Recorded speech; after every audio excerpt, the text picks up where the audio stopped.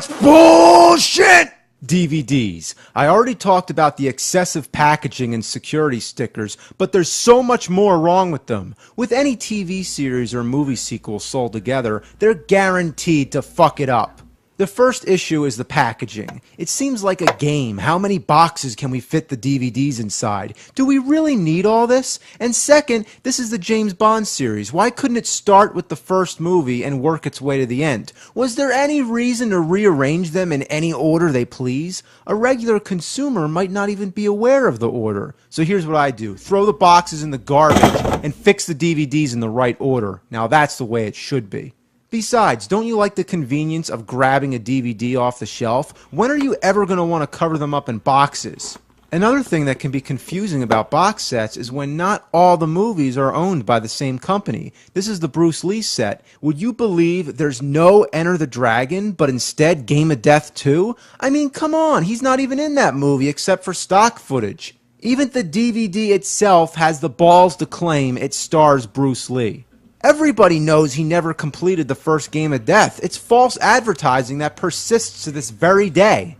If you're buying a box set with intentions of owning all movies in that franchise, you need to have prior knowledge or do the research beforehand to know exactly what you're getting. Box sets are bullshit. Here's another thing I hate, those little snap things. What's the point? The DVD shuts fine just without those. Break them the fuck off. That would be like putting them on a CD jewel case or a book. You don't need them. I also hate how many versions of DVDs get released. We have the rated edition, unrated edition, special edition, ultimate edition, collector's edition. Knock it the hell off! But what pisses me off the most is when there's a full screen and a widescreen edition. Unless you pay attention, you might be suckered into buying the full screen. There's no reason the full screen should even exist, and if it should, make it the other side, not its own DVD. It's bullshit! Now you want to talk about region coding? So what if I buy a perfectly legal DVD in one part of the world and want to watch it somewhere else? What if I travel a lot? All these rules treat the customer like a fucking animal. Better keep your eye on those animals, put up an electric fence, give the dog a shock collar. They might be bad. Have you ever looked at all the tiny logos found on a DVD? Most of it's pretty useless information. But where's the runtime? That's what I'd like to know. It's not on the disc, not on the box, not on the individual DVD case, and not in the booklet.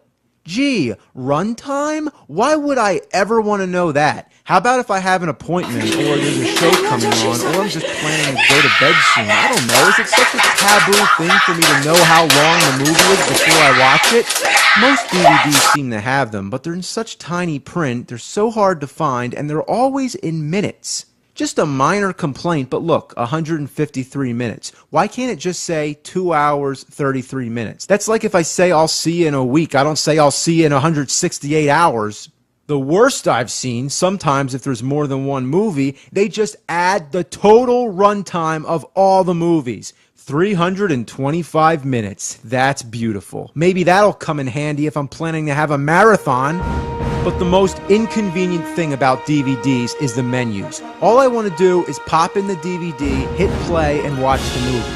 But instead, you get all kinds of shit you don't want to watch. Trailers, logos, that would be fine if you could skip it. But no, you have to watch this bullshit every time you start the DVD. You find yourself pressing the menu button just hoping in vain that the menu appears.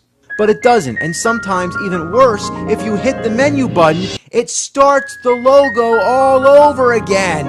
That'll teach you. Sometimes they even put ads in the beginning. That's just a step away from having ads on your TV, and I'm not talking about regular commercials. I mean, in addition to that, every time you turn on your TV, it plays 10 minutes of ads before it starts.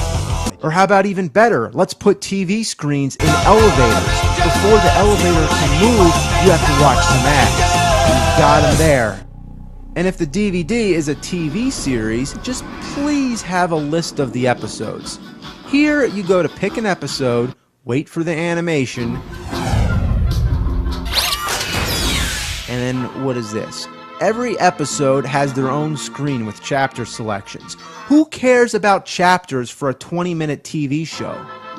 So you have to go through all the screens, find the episode, move back up to the first chapter, and hit play.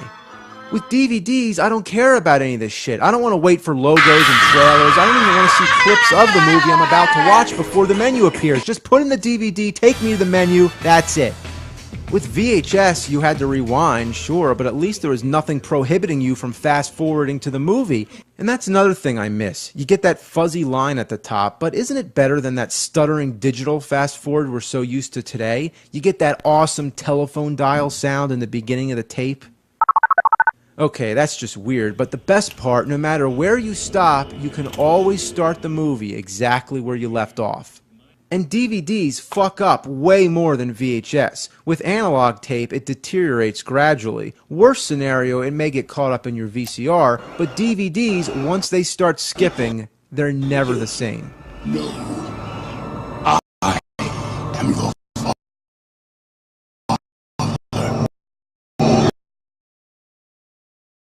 It's like we're going forward in technology, but only making our lives bullshittier. And when the bullshit man says that's bullshit, that's bullshit.